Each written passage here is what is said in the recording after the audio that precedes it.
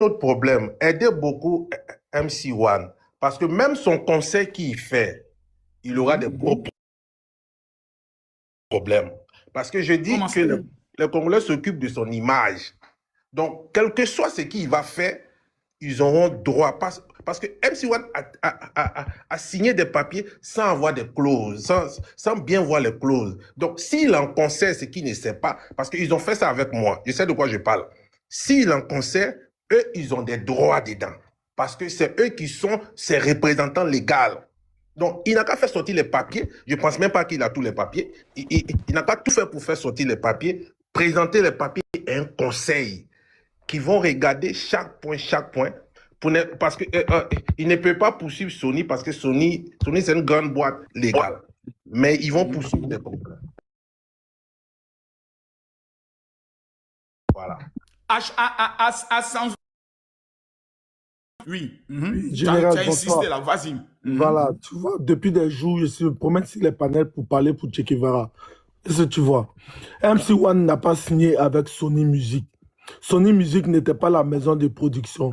Sony Music était la maison de distribution. Est-ce que vous voyez? Maintenant, les Congolais, là, eux, c'était la maison de production. Est-ce que vous voyez? C'est-à-dire, les Congolais, eux, ils produisent, et puis maintenant, ils prennent l'album pour donner à Sony Music, et Sony Music distribue ça sur les plateformes, comme Spotify, Apple Music. Voilà, je suis monté pour te parler. Parce que le monsieur, il est en train de dire que c'est Sony Music qui était la maison de production. Sony Music n'était pas la maison de production. Ils étaient la maison de distribution. Tu as vu le contrat? Est-ce que moi, je parle avec le contrat. Tu as vu le contrat, mon frère? Monsieur, si ma page TikTok est là, Che Guevara a publié le 12 décembre 2018. Quand MC1 est parti à Sony Music France. Mais ça, c'est le premier contrat.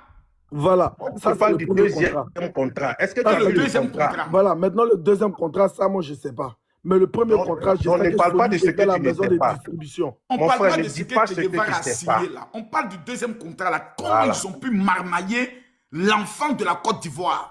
Donc toute notre colère doit être diligentée sur ces deux Congolais. Les Congolais ne peuvent jamais détruire la vie d'un de nos frères ici. Les Congolais ne sont pas des producteurs. Je le dis, je mets ma main au feu. Moi, je suis artiste, je suis chante. Mon nom, c'est Sharon Fay. Allez sur TikTok, YouTube, Facebook, vous allez voir. Toutes mes pages sont certifiées. Les Congolais ne sont pas des producteurs. Ce sont en réalité des démarcheurs. Ce sont des détecteurs de talent. Voilà. Eux ne produisent pas. Eux, ils te voient, ils te parlent, ils te font signer un contrat. Mais en réalité, eux, ils ont déjà signé un contrat avec quelqu'un. En deux mots, ils t'expliquent